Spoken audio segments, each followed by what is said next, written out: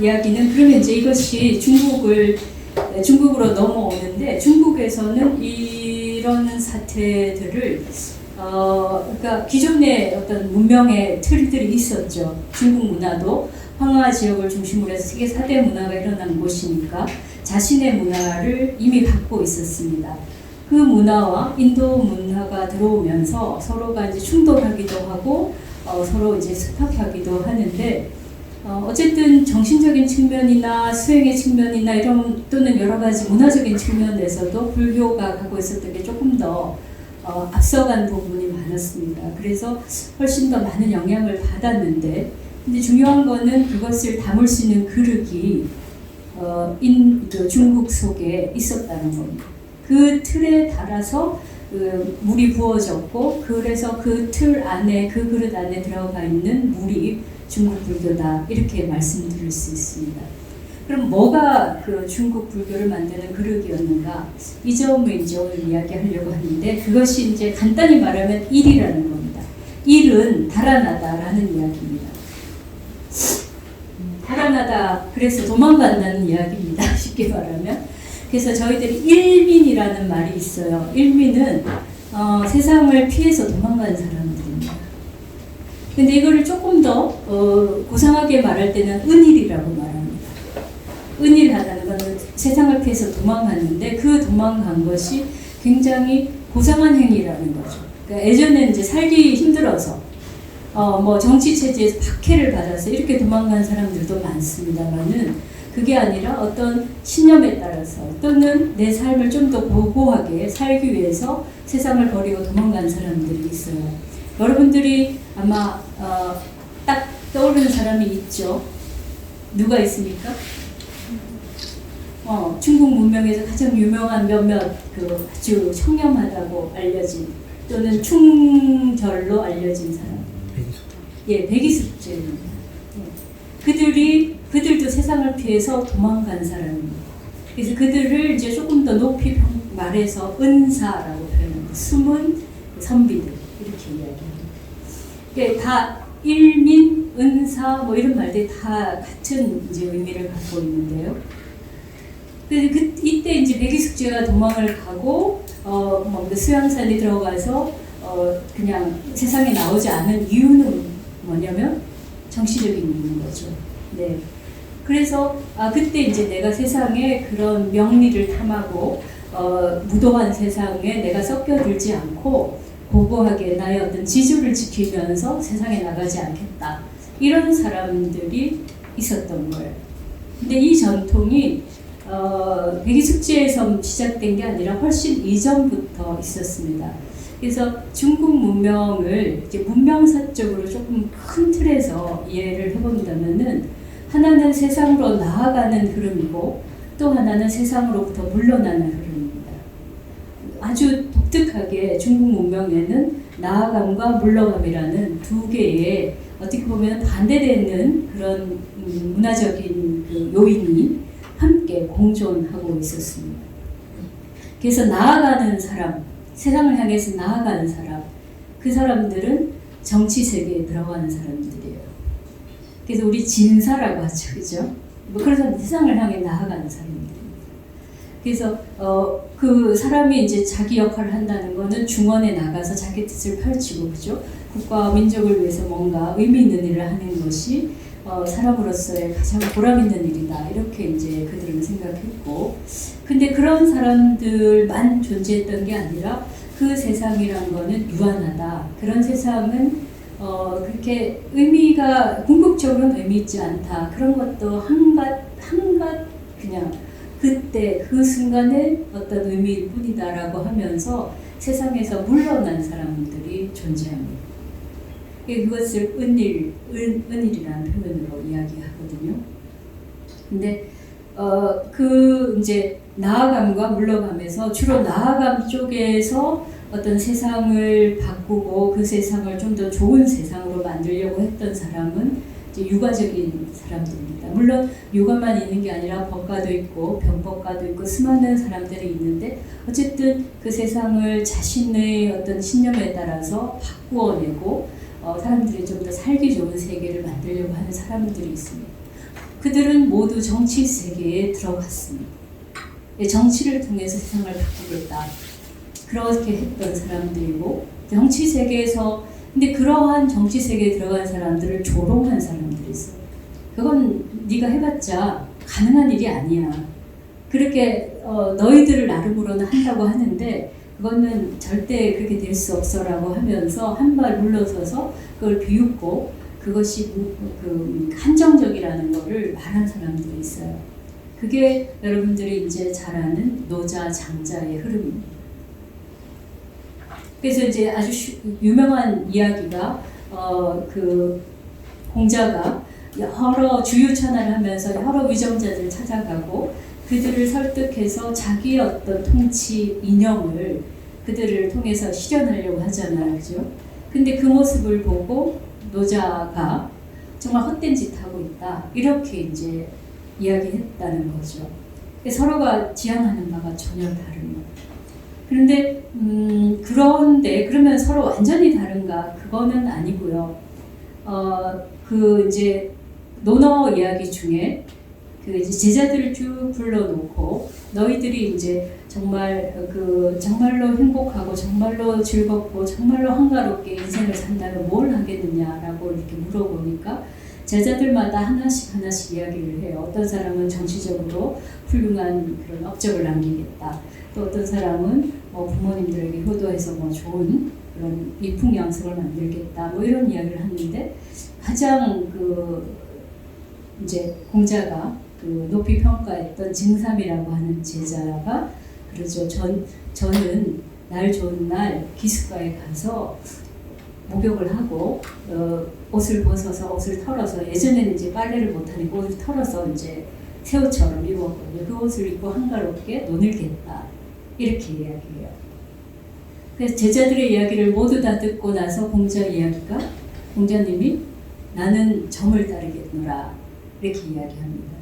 그래서 비록 그 공자의 생각은 세상을 바꾸고 정의롭게 해야 된다는 생각을 했음에도 불구하고 그 세상에 그러한 그 질서가 인간의 내적인 어떤 편안함을 기반으로 해야 된다라는 어떤 생각은 공유하고 있었던 것 같습니다. 그래서 한편에서는 노자 장자의 그런 흐름과 육아의 흐름이 배치되는 부분도 있지만 또 한편에서는 서로가 공유하고 문화적으로 함께 그 기반이 되는 부분들이 있습니다. 그래서 이 일민의 전통이 그것이 연결되어 나와서 이제 백이숙제에 의해서 가장 이렇게 전형적으로 드러나게 되는 거죠. 근데 이제 그 이야기를 하기 전에 제가 먼저 이 첫 번째 그 장면을 한번 설명드리려고 합니다. 여러분들이 이 장면을 보시면은 부처님이 중앙에 계시고 옆에 이제 여러 제자들이 이렇게 둘러싸고 있는 장면이잖아요, 그죠? 근데 굉장히 재미있는 게 사실은 이게 이제 그 위왕사 도서람에 있는 탱화예요. 도서람은 조그마한 한 평짜리 그런 법당입니다. 그래서 법당에 들어가면 부처님 겨우 있고 그 후불 탱화 겨우 있는 정도입니다. 아주 작은 그 법당 안에 모든 부처님의 존상을 다 탱화로 그린 거예요. 그러니까 여기서 가져오고 저기서 가져오고 막 믹스를 해놓은 겁니다. 이것 또한 한국 불교의 아주 독특한 부분이에요. 어떤 계통을 안 따지고 그냥 내가 신앙하고자 하고 힘있고 나에게 도움을 줄 수 있는 그런 부처님 또 도움을 줄 수 있는 그런 신격이 있으면 모두 다 한꺼번에 모아놓고 같이 이제 예배를 한 거죠. 그래서 보면은 지금 부처님이 중앙에 계시지만 주변에는 나흔들이 있습니다. 근데 그 나흔 중에 한 분이 이렇게 다리를 꼬고 앉아가지고 부처님을 이렇게 보고 있는 거예요. 근데 여러분들이 좀 보면은 이 태도가 상당히 불경스럽게 보이죠, 그죠? 예, 사실은 각도에 따라서 조금씩 달라 보여요. 어떻게 보면은 그냥 평범하게 보이기도 하는데 약간 각도를 틀으면은 굉장히 꼬아 보는 듯한 그런 각도가 나옵니다. 그래서 제가 직접 찍은 게 아니고 다른 분한테 부탁해서 찍어달라고 했을 때 제가 좀 이거를 각도를 잘 조절을 해달라 그렇게 부탁을 해서 찍은 사진이에요. 근데 제가 이 장면을 보고 이것이야말로 일민의 정신을 가장 잘 드러낸 것이다. 그런 생각을 했습니다. 뭐냐면은 우리가 보통 가장 이제 최고의 존상인 부처님을 놓고 모든 사람들이 숭배하는 태도를 취하죠, 그죠? 그래서 후불탱화를 대부분 보면은 모두가 다 엄숙하고 굉장히 공손한 태도를 취합니다. 근데 이 장면에 가면은 이렇게 아주 옆에 앉아있기도 하고 앉아있으면서 지켜서 눈을 뜨고 바라보는데 사실은 이 존상이 처음부터 그런 걸 의도한 건 아닙니다. 그런데 이 이제 나한상은 나중에 보시겠지만 16나한의 전형적인 포즈 중에 하나입니다. 근데 그거를 이렇게 믹스를 해놓은 거예요. 그래서 우연히 일치로 이게 본인들은 나한님도 중요하고 부처님도 중요하니까 갖고 와서 이렇게 믹스를 시켰는데 이렇게 믹스 시켜놓고 보니까는 부처님을 째려보는 것 같은 상황인 거예요. 근데 만약에 우리가 굉장히 근엄한 종교적인 그런 추구를 하는 그 종단이었다면은 이런 걸 그대로 놔두지는 않았을 거라는 거죠. 굉장히 공손한 상으로 바꾸어냈을 겁니다. 근데 스님들도 그렇고 뭐 신도들도 그렇고 아무도 이 문제를 거론한 사람이 없다는 거예요. 당연히 그냥 그분은 그분이고 이분은 이분이고 이런 식으로 해서 부처님을 숭배할 때 부처님 숭배하고 나님 나름의 개성으로 받아들이고 그랬다는 거죠. 근데 이런 이제 개성적인 모습인 거죠. 보통 불상은 전형적인 자세를 취하게 됩니다. 그죠? 그래서 뭐 우리가 알고 있는 30 이상 80종호를 가지게 되거나 또는 이제 앉을 때도 어떻게 앉는다, 또 수인도 어떻다 해서 어떤 유형들이 정해져 있어요. 그리고 지난번에 제가 그렇지만 그럼에도 불구하고 굉장히 아주 자유롭고 상상력이 풍부하게 그 불상의 얼굴들이 나타난다 이런 이야기는 드렸는데 어쨌든 자세나 기본적인 형태에 있어서는 전형성을 갖고 있습니다. 근데 그 전형성을 전혀 갖지 않은 도상이 나타나는데 그것이 바로 나한이라는 존재. 이 나한의 존재는 지금까지 종교 도상이 갖는 그런 전형성을 완전히 버린 거예요. 물론 이제 그것이 나중에 후대에 오면서 나름 어떤 나는 어떤 포즈를 한다라는 이렇게 이제 말하자면 도상학적으로 이런 포즈는 어떤 나님이고 이런 포즈는 어떤 나님이고 이런 이제 규칙이 생기긴 합니다. 하지만 이런 식으로 아주 자유로운 포즈를 취할 수 있다는 것 자체가 불교가 갖고 있는 굉장히 독특한 지점이라는 거죠. 그죠? 예. 그래서 과연 이러한 이제 그 종교적인 감수성을 가능케 했던 게 뭔가 역으로 이제 추적을 해 들어가면 그러면은 일민의 전통과 맞닿아 있다는 게 제가 생각하는 바입니다. 그냥 간단히 제가 그냥 은거라고 하는 말을 이제 키워드로 썼는데요. 은거라는 거는 숨어서 지내는 거죠. 그러니까 세상에 나가지 않고 숨어서 지내는 겁니다. 그러니까 우리가 지금 이제 현대 사회에서는 이런 개념이 굉장히 낯설어요. 뭐 그냥 평소에 사는 게 그냥 우리는 정치 세계와 관계없이 살잖아요, 그죠? 근데 과거의 전통 사회에서는 그러니까 하나의 인간으로서의 가치를 지니기 위해서는 정치 세계에 들어가야 돼요. 사적인 세계라는 건 없어요. 우리가 개인의 프라이버시라고 하는 개념이 생긴 거는 서양 근대 이후입니다. 그래서 사회라는 게 우리 이제 사회라는 말도 소사이어티의 이제 번역어인데 소사이어티가 생긴 이후에 프라이버시가 생기는 겁니다. 소사이어티는 뭐냐? 정치와 관계없이 인간의 관계가 이루어질 때 사회가 있습니다. 그래서 경제라든지 또는 이제 사적인 친교 관계가 사회의 어떤 생산과 교환과 여러 가지 물적 토대를 이룰 때 사회가 있다가 되고 그럴 때 개개인은 정치와 무관한 어떤 삶의 틀을 갖기 때문에 그걸 그 속에서 좀 더 개인적인 것들을 프라이버시라고 얘기합니다. 근데 동아시아에서 전통적인 세계에서는 프라이버시가 없습니다. 이게 독특한 말이죠. 그래서 옛날 사람들이 저희 절에서도 이런 말을 많이 해요. 저 스님은 공심이 투철해. 공적인 마음을 가져야 된다는 거예요. 그러니까 사적인 마음을 갖는 것은 굉장히 이기적이라고 표현하는 거예요. 공심이라고 하는 정의롭다는 이야기이기도 해요.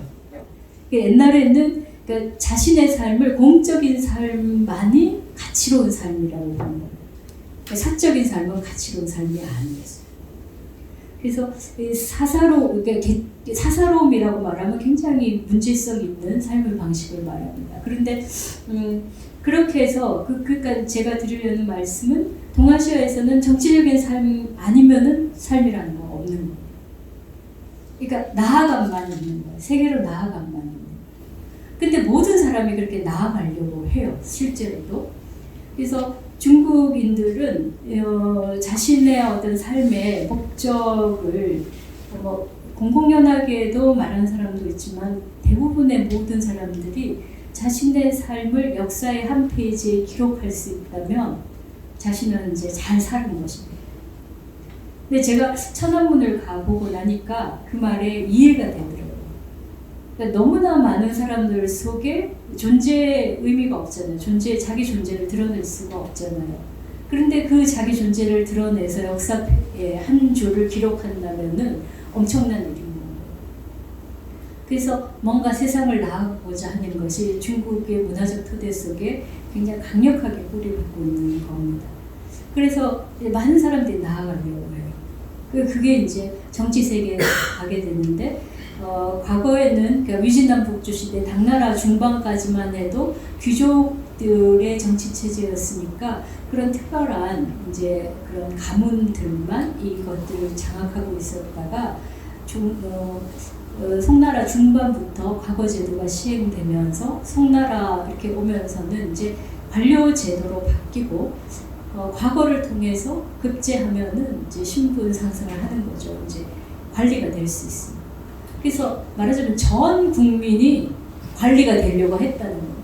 물론 거기에는 이제 그 하급민들은 가능성이 없었지만 그렇지만은 송나라 초기만 해도 아주 가난한 집안의 자식들도 과거에 급제만 하면은 관리가 될 수 있었습니다. 그래서 실제로도 범중 같은 사람은 어머니 홀어머니의 아주 가난한 집안에서 주경야독을 해가지고 그 재상의 위치까지 올랐습니다. 그런 사람들이 굉장히 많이 있어요. 그러니까 요즘 말하면 개천에서 용난 것이고 신분 상승을 하는 겁니다. 이제 그러다 보니까 그러니까 모든 사람들에게 기회가 열려져 있고 그래서 모든 사람들이 다 세상을 향해 나아가려고 하는 거예요. 근데 세상이 다 받아들일 수가 없잖아요. 정치 세계에는 제한이 있는 거고, 그리고 거기에는 이제 당파가 있고, 정변이 있고, 그러면 이제 거기서 물러날 수밖에 없는 상황들이 있는 거죠. 근데 이 물러남이라는 게 쉽지는 않은 일이에요. 이게 좀 쓰라린 일입니다. 그래서 자신의 왕에 의해서 발탁되지 않는 그런 상황 속에서 물러난 사람도 있고, 때로는 이제 자신의 어떤 주장을 펼치다가 정치적 견해를 펼치다가 그것이 안 맞아서 물러나는 사람도 있습니다. 어쨌든 그렇게 물러나는 사람들이 생길 수밖에 없는 구조인 거죠. 그래서 백이숙제의 경우도 우리가 역사적으로는 그들을 아주 청렴결백하고 충리열사로 기록하고 있지만 실제 상황에서 보면은 그들 역시도 나아가려고 했다가 나아가는 이유에 뭔가가 방해가 되거나 문제가 생겨서 뒤로 물러서는 그런 제스처를 취한 사람이라고 이야기를 하기까지도 해요. 네. 근데 이게 그냥 물러서면 이게 멋지지 못하잖아요, 그죠? 그러니까 이제 물러서는데 명분을 내세우고 물러섭니다. 그래서 나는 백양산에 풀은 전혀 먹지 않겠다, 이런 식으로 이제 자신의 어떤 그 주장을 내세우기도 하고, 또는 이제 나는 좀 더 고고한 인간의 어떤 가치를 추구한다라고 하는 식으로 자기를 이렇게 옹호해내는 것이 있었습니다. 그래서 이제 그런 사람들이 뒤로 물러간 사람, 은사들, 일민들인데 이들에 대해서 아주 독특한 이제 상황이 펼쳐지는 거죠. 그들이 내세우는 가치가 굉장히 매력적으로 보이기 시작한 거예요. 뒤로 물러난, 모두가 앞으로 나가려고 하는데 뒤로 물러난 모습이 아주 매력적인 거죠. 욕심이 없거나 아니면은 굉장히 순수하게 정의롭게 보여지는 거예요. 세상을 향해 나아가는 사람은 욕망에 의해서 자신의 탐욕에 의해서 나가는 것처럼 보이고, 반대로 물러난 사람들은 훨씬 더 고고한 자태를 갖는 걸로 그렇게 이제 이해를 하는 그런 사회적 평가가 있게 된 거예요. 그래서 이러한 평가들이 좀 더 공고하게 된 시절은 여러분들이 이제 중국 사회에서 나오면 위진남북조 시대라는 시대가 있어요. 그러니까 한 나라가 지나고 당나라가 수나라 들어오기 전에 그 혼란기인데, 그때 한편에서 보면 중국 문화가 아주 새롭게 자리 잡는 시대입니다. 그때 이제 불교도 한나라한테 들어왔지만 그때 중국 문명 속으로 막 들어오는 때였고, 중국 문명 안에서 그동안 조금 이렇게 소외되었던 그런 측면, 말하자면 노자 장자에 대해서 새롭게 사람들이 읽게 된 시기입니다.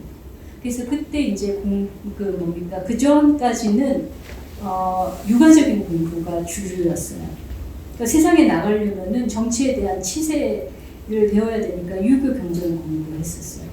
근데 사람들이 어느 순간 그것보다 더 매력적인 걸로 노자 장자를 생각하게 되고, 그래서 그걸 읽는 것이 하나의 시대적 풍조가 됐습니다.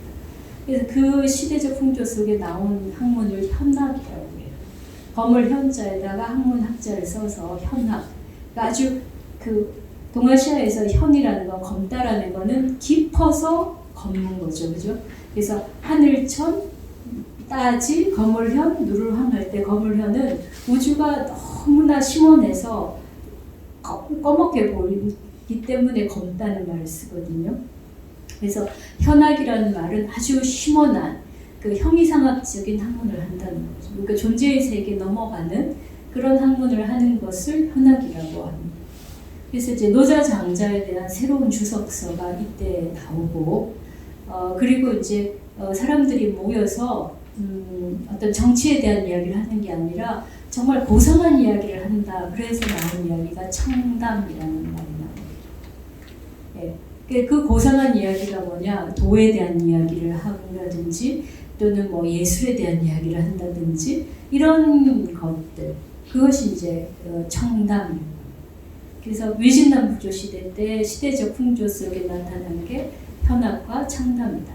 그리고 그런 것들을 주로 했던 사람들을 물론 모두가 그렇진 않지만 그런 사람들 중에 일부가 나는 세상을 떠나서 정말 고고하게 산다 해서 이제 은일한다 이런 분이었어요. 근데 이때 그 은일한 사람들에 대한 사회적 존경이 굉장히 높았어요. 그래서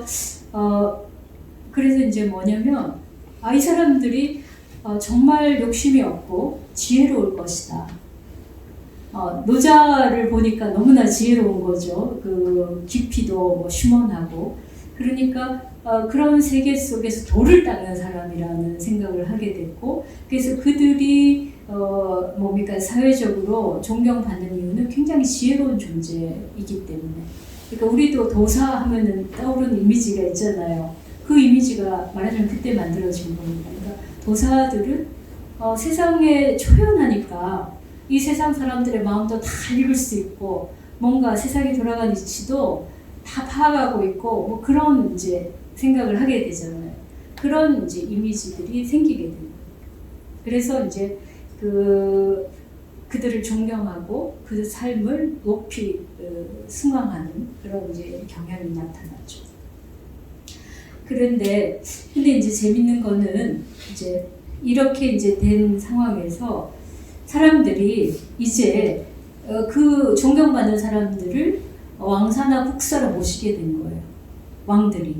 자기가 정치를 하려고 하는데 이 혼란한 세상에서 뭔가 세상을 초월한 그런 눈을 가진 사람이 그 보는 안목이 있을 거니까 그들에 의해서 뭔가 정치적인 조언을 받고자 한 거예요.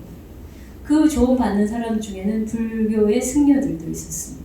역시 똑같은 이미지로 사람들에게 받아들여졌죠. 그래서 이제 고관대작이 되는 거예요. 과거도 안 하고. 위진남북조 시대도 부품 중용제라고 해서 관리 선발하는 체계가 있었거든요. 근데 그런 과정을 거치지 않고 하루아침에 발탁이 되는 거예요. 요즘 우리나라에서도 무슨 사회적 저명 인사가 하루아침에 발탁되는 것처럼 그렇게 정치 세계에 등장하게 됩니다. 그래서 사람들이 이건 이제 당나라까지도 이제 이 분위기가 흘러가가지고 이제는 벼슬을 하기 위해서 어디로 가냐면 산으로 갑니다. 그래서 종남산이 이제 그 장안 근처에 있는데 종남산으로 들어가는 길이 어깨가 부딪힐 정도로 많은 사람들이 들어갔다. 과장된 말이죠. 그렇지만 그만큼 많은 사람들이 은거를 빙자해서 이제 세상에 나아가려고 하는 거예요. 이게 참 아이러니한 거죠. 정말 속마음은 세상에 나아가서 공명을 떨치고 싶은데 그걸 하려고 하니까 뒤로 물러나요. 그래야 눈에 더 띄니까. 그래서 숨는 것이 더 눈에 띈다는 거예요. 이게 장자에도 나오는데 세상에 어디다가 나를 숨기느냐. 제일 나를 숨기기 좋은 것은 산속 저 깊은 곳이 아니라 세상 속에 숨는 것이 가장 잘 숨긴다는 말이 이 장자에도 나오거든요. 밖에 이렇게 남 없는 데 가봐요. 더 눈에 띄죠. 그죠? 그래서 일부러 더 이제 정치적인 그 야망을 가진 사람들이 반대로 이렇게 숨어 들어가는 경우가 생겼어요. 그러다 보니까 은거에 대한 판단을 다시 또 하게 됩니다. 그래서 사람들이 이제 다시 얘기합니다. 아, 그렇게 숨는 거는 결국은 속마음은 검은 마음이야. 그리고 그거는 자기만을 위한 아주 그런 그 소인배의 마음이야. 그래서 은거를 하는데 그걸 소운이라고 합니다. 자기만을 위한 은거를 한다. 이렇게 이야기합니다. 그리고는 또 이렇게 이야기합니다. 이제 이 산으로 숨어 들어가는 건 소운인 거예요. 자기만 위해서 하고 그런 것이다. 그런데 나는 세상 속에 있으면서 내가 정치도 하고 가정도 일구고 이렇게 사는데 나는 마음으로는 전혀 그 정치의 욕망도 없고 재물의 욕망도 없고 명예에 대한 욕망도 없어. 그러니까 난 진짜 뭐예요? 은거를 하는 거야. 그러니까 은거가 지향한 그 가치를 나는 정말 실현하고 있어. 이렇게 이제 주장을 하게 되는 거죠. 그래서 그때 나온 개념이 자기는 대은을 한다는 거예요. 대은. 예. 그래서 벼슬을 하면서 세상에 살면서 이제 은거한다라는 개념이 나옵니다. 그리고 그 다음에 이제 그 대은 중에는 시은도 있어요. 시장 시자를 써가지고. 그러니까 세속에 저작거리에 살면서도 나는 은거한다. 근데 사실은 아까 말씀드린 것처럼 장자 이야기처럼 정말 자기를 숨기기 좋은 곳이 시장바닥 속일 수도 있는 거예요. 그러니까 지금 이제 예전에는 공간이 어디냐에 따라서 은거냐, 은거가 아니냐 이렇게 이제 판단하다가 이제 이게 막 혼탁해지니까 이제 기준이 새로워진 거예요. 마음이 문제다. 정말 마음으로 은거한 것이 진짜다. 몸만 간 거는 소은이고 마음이 떠난 거는 진짜다 해서 대은을 하는 거예요. 근데 이제 거기서만 끝인 게 아니고 이제 중은이라는 개념이 나옵니다. 근데 그 대은도 알고 보면은 또 한편에서 자기 욕망을 투사한 것이 아니냐. 그래서 그 어디에도 머물지 않는 마음으로 있는 것이 진정한 은거다. 근데 이 은거 중원의 개념에는 어떤 게 있냐면은 공간적인 문제들이 분명히 있습니다. 공간적으로 세상에 살지만 내가 필요할 때, 내가 떠나고 싶을 때는 세상을 좀 벗어나서 있기도 하는 거죠. 그래서 이 중문을 하는 사람들은 뭐를 이제 하냐면은 자기 영지에다가 하나의 원림을 건설해요. 원림이라는 거 큰 정원을 만듭니다. 그러니까 우리들이 상상하는 정원보다 훨씬 더 큰 정원. 중국의 귀족들이 얼마나 큰 영지를 가졌겠어요. 그러니까 그거를 이제 바꾸어서 이제 쭉 조경을 하고 거기에 정자를 짓고 하면서 자신들이 거기에 이제 쉬러 가고 마음을 쉬러 가고 그 생활 속에서 쉬러 갈 수 있는 공간을 만드는 거예요. 그래서 이제 어떨 때는 이제 조정에 나가서 벼슬을 하고 또 어떨 때는 원림에 들어가서 쉬기도 하고 그렇게 쉬어가는 과정을 이제 중문이다 이렇게 표현합니다. 그래서 이제 관리들이 관리 생활을 하면서도 은거를 할 수 있게 되는 거죠. 그죠? 그래서 사실은 이제 이런 부분을 보면은 우리가 이제 이데올로기적으로, 이념적으로 유교가 뭐 최고다, 그다음에 법가가 최고다. 나중에 또 유교 안에서 뭐 성리학적인 주자가 있고 육구연이 있고 뭐 그러면서 막 논쟁들을 하거든요. 그래서 누가 더 옳거니 그르거니 하면서 막 논쟁을 하고 정치적 이념이나 도덕적 이념을 막 하는데, 근데 실제 삶에서 그들이 어떤 그 삶을 살았냐를 보면은 이 주장과는 조금 다른 부분이 있는 거예요. 그래서 세계를 이렇게 바꾸려고 하는 그런 정말 정치적이고 도덕적인 그런 하나의 프로젝트를 시행하는 부분도 있지만, 그 뒷면에서는 자신의 삶을 보존하고 자신의 내적인 어떤 충실성을 보호하려고 하는 게 있었던 거예요. 이 흐름이 중국 안에서 계속되어 온 겁니다. 근데 이 흐름이 저는 굉장히 중요하다고 생각해요. 중국 문명이 사실은 굉장히 오랫동안 멸망하지 않고 남아있는 고대 문명 중에 하나입니다. 여러분들 그 고대 문명을 쭉 보면은 거의 대부분이 멸망했어요. 지금까지 남아있는 문명은 중국 문명이 유일합니다. 사실은. 그 이유를 생각해 볼 필요가 있어요. 저는 바로 이러한 부분이 하나는 나아가고 하나는 물러나고, 서로가 어떤 사회적 긴장이 강력해질 때는 물러남으로써 해소하고, 또 그 물러남이 너무 지나칠 때는 다시 또 나아가는 쪽으로 해서 서로 간의 어떤 이 삶의 리듬을 이렇게 건강하게 유지할 수 있었기 때문이라고 생각합니다. 그래서 다른 문명을 이렇게 보면은 하나의 요소가 지배적이에요. 그래서 그 요소가 그 문명을 일구어내고 그것이 극성해지면은 다시 그것이 원인이 돼서 그 때문에 멸망의 길로 가게 됩니다. 그런 유사한 개념을 데리다도 이야기한 바가 있는데 그 이야기는 나중에 또 기회 되면 하고요.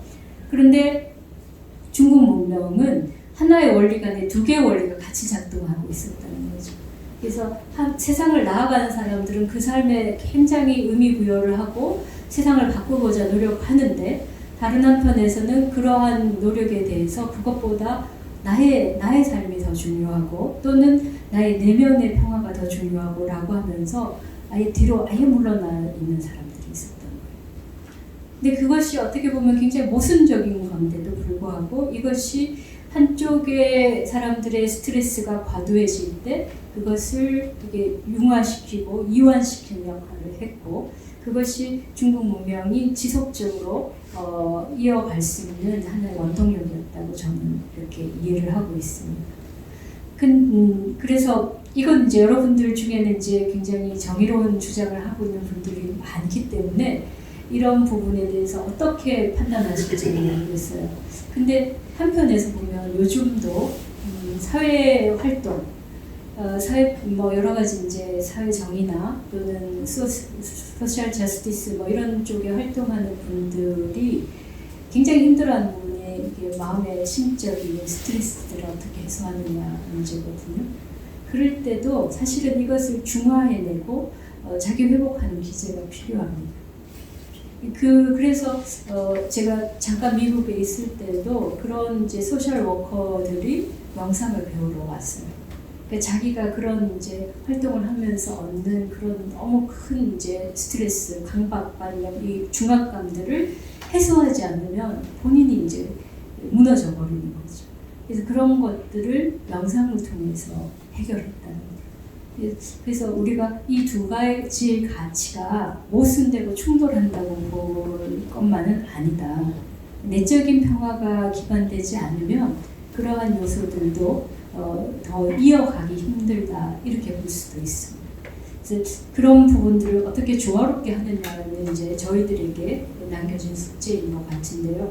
일단은 그래서 이제 이러한 음거라는 것이 이제 중국 문명 속에 기본적으로 깔려 있었던 겁니다. 이 깔려 있는 상황 속에서 스님들이 들어오고 불교가 들어왔습니다. 불교는 세상에 나아가는 종교가 아니잖아요, 그죠? 처음부터 그랬어요. 부처님께서 전륜 상황이 되는 길을 포기하고 출가해서 부처님 됐기 때문에 이건 어쩔 수 없이 음거적인 흐름 속에 들어갈 수밖에 없었어요. 그래서 불교는 처음부터 정치 세계보다는 비정치적인 세계 속에 들어갔는데, 그런데도 정치 세계 속에 들어갔어요. 아까 말씀드린 이유와 똑같습니다. 은일자들에 대한 사회적인 존경이 그들을 정치 세계로 불러냅니다. 그래서 스님들도 은일자의 대표적인 케이스로 생각했고, 그랬기 때문에 또한 사회적인 신망을 얻어서 정치 세계로 불려 나왔습니다. 그게 이제 왕사, 북사 이런 식으로 불려 나왔고, 그 외에 다른 여러 가지 형태로도 정치 세계에 사실상은 들어왔습니다. 근데 어쨌든 불교가 대표하고 있는 이미지와 사회 문화적인 어떤 차원은 이런 그 숨은 그 뒤로 물러남이라고 하는 가치라는 거죠. 근데 이게 이제 예술적으로 형상화가 될 때 굉장히 다르게 형상화가 되는 거예요. 그래서 오늘 이제 제가 너무 서론이 길었는데요. 이제 보겠습니다.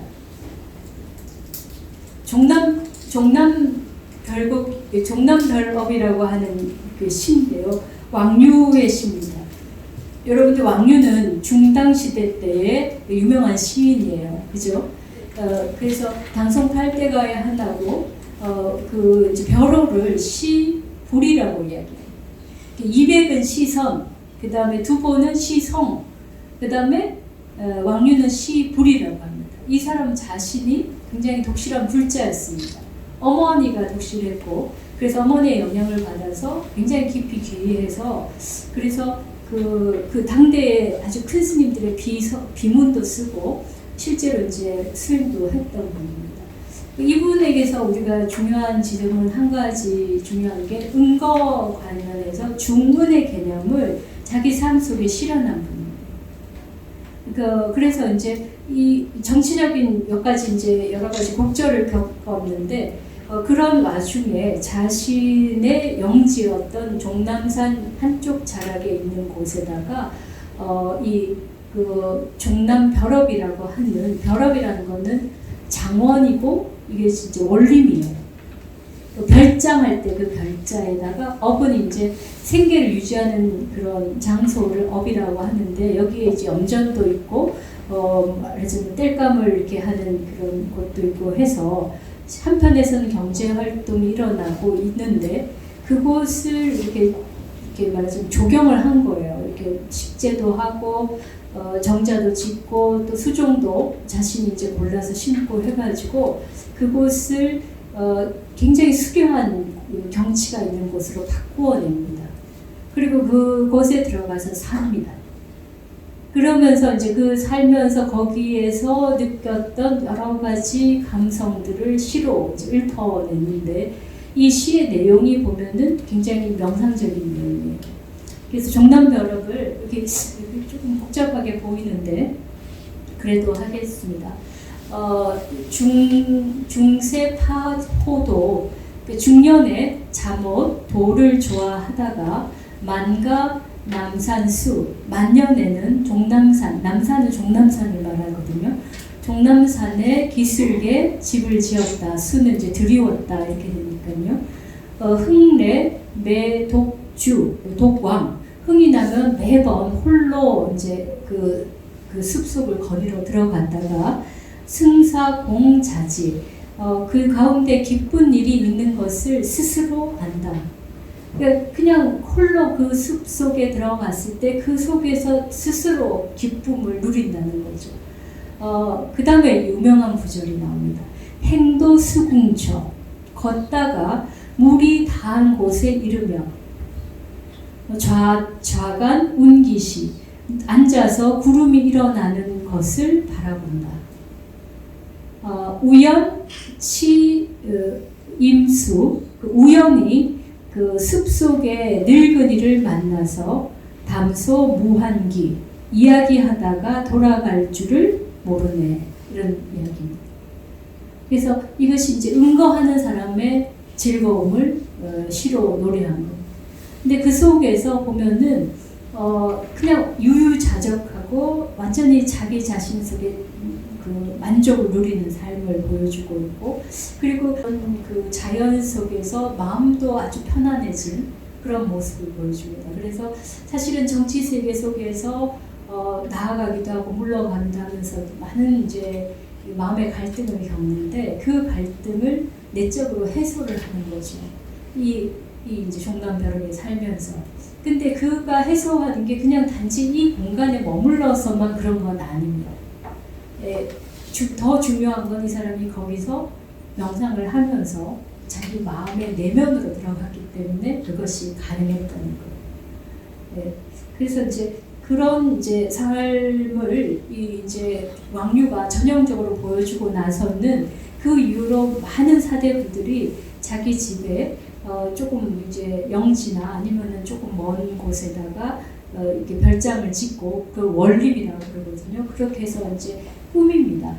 특별하게 식재를 하고 정자를 꾸미고 이렇게 합니다. 근데 재미있는 거는 그것을 서양의 정원처럼 인공적인 형태로 만드는 게 아니고 아주 자연스럽게 자연 그 자체인 것처럼 만들어내요. 그리고 이제 그 속에서 뭐 검은고를 하고 그다음에 친구가 오면 만나서 술 한잔하고 차 한잔하고 이러는 거죠. 그래서 여러분들이 이제 산수에서 보는 그런 장면들이 거기에서 실제 일어나게 되는 거예요. 그런데 이러한 이제 것이 이제 그러면서 이제 집에도 정원들을 가꾸게 돼요. 그래서 우리가 지금 이제 소세원 같은 것들도 이제 그런 문화가 한국에 들어와서 이루어낸 이제 한국적인 정원이 되는 거예요. 그래서 이제 이렇게 되는데, 그 중에 하나가 이제 호계삼소 이야기입니다. 여러분들이 이제 호계삼소하면 불교를 믿는 분들은 다 아실 겁니다. 그죠? 종남산에 여산 해원 스님이 들어가 있었어요. 그죠? 그 백년 결사를 맺어가지고 그 안에 들어가서 그 아미타불 연불 하고 하면서 그 종남산을 벗어나지 않겠다는 그런 소원을 세우고 거기서 제자들과 함께 계속 수행을 했습니다. 그런데 그때 이제 회원 스님에게 그 도연명과 도교의 기억이 잘 안 나서 죄송합니다. 어쨌든 도교에 또 그 도사 한 사람이 찾아와요. 그래서 세 사람이 너무나 만나서 마음이 통하게 서로 도담을 나누다가 같이 이제 그 회원 스님이 이제 바래다 주러 이렇게 나오다가 이 혹에 그 돌다리를 넘어버리는 거예요. 그래서 그 돌다리를 넘어버려가지고 그 돌다리를 넘으면서도 몰았다가 넘고 나서 보니까 우리가 내가 여기까지 안 나가기로 한 금계 구역을 넘어버렸네 하면서 세 분이 그걸 깨닫고는 하하 웃는 장면입니다. 이게 이제 그런 장면을 그림으로 그린 것인데, 지금 이제 이야기는 바로 이제 스님들이 인도하고는 다르게 이렇게 어떤 응거하는 자로서 자리 잡은 것이 인도 불교와 중국 불교의 차이라는 것.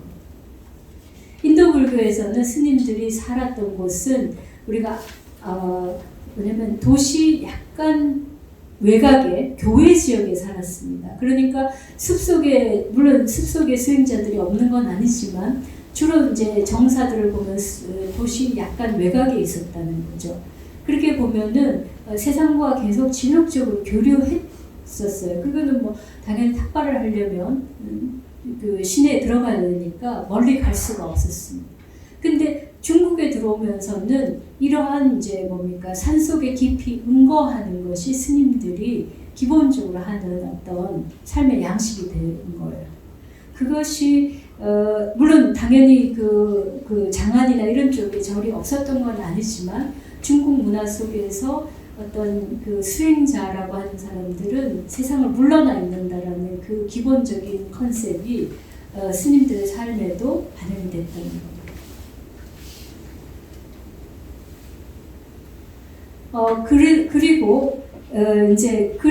그리고 나서 이제 등장하는 그 이제 중요한 그 도상 중에 하나가 나한상입니다. 나한상, 지금 이 나한상은 관유라고 하는 5대 때의 사람인데 이 스님이에요. 스님이 굉장히 그 시문에 능해가지고 이렇게 그렸는데 여기서 이제 그 나한의 모습을 보면 여러분들이 보는 것처럼 그 도사의 모습으로 그려져 있죠, 그죠? 예, 그러니까 눈썹 위에 길고 늙은이의 모습으로 되어 있습니다. 이게 이제 중국인들이 생각하는 현인의 모습이에요. 여기서 우리가 이제 문화의 한 특징을 또 짐작할 수가 있습니다. 중국인들은 나이가 들어야 지혜로워진다고 생각한 겁니다. 젊은 사람들은 아직 기백만 팔팔하고 슬기롭지 못하다고 생각합니다. 왜 그럴까요? 현대문화에서는 젊은 사람들이 훨씬 더 뭡니까? 스마트하고 훨씬 더 새로운 정보를 빨리 접수해서 뭔가 세상을 더 안다고 보잖아요. 그죠? 그리고 젊음을 훨씬 더 숭배하죠. 모두 다 우리 젊으려고 노력하잖아요. 나이 들기를 바라는 사람은 없죠. 이게 서양 문명이 들어오면서 바뀌어진 측면입니다. 이 동아시아 문명에서는 늙은이들이 지혜로운 자였어요. 그래서 문명마다 무엇을 가장 지혜로운 것이라고 보느냐가 각각이 다릅니다. 서양 문명을 보면은 가장 지혜로운 사람의 전형으로 나타나는 게 여러분들 누군지 아시죠? 파우스트예요. 파우스트는 어떤 사람이에요? 수많은 책을 읽은 사람, 그러니까 지식을 많이 가진 사람. 그리고 또 다른 현인이 또 있습니다. 또 중요한 현인. 누가 있을까요? 진중호 씨가 쓴 책이 이름. 오디세이. 네, 오디세이, 그죠? 일리아드 오디세이 할 때 그 오디세이인데, 오디세이는 왜 그러면 지혜로운 사람이냐? 물론 뭐 그 사람 자신의 어떤 자질이 있겠지만, 오디세이의 지혜의 원천은 여행에 있습니다. 수많은 곳을 다니고 얻었던 경험이 그를 지혜롭게 했다고 볼 수 있습니다. 그래서 서양에서 생각하건대 어떤 것이 지혜롭냐면 경험이 많고 지식이 많으면 지혜로운 겁니다. 근데 동양에서는 지금 이 현자들이 경험이 많거나 지식이 많은 거하고는 관계가 없어요. 그죠? 책도 안 보고 세상에 물러나 있으니까 지식을 뭐 접할 수도 없고 뭐 여행을 많이 한 것도 아닐 테고. 근데 왜 이들은 지혜롭다고 받느냐요? 왜 그럴까요? 그게 이제 키워드인 거예요. 그게 키워드. 왜 지혜롭냐면은 욕심을 버렸기 때문에.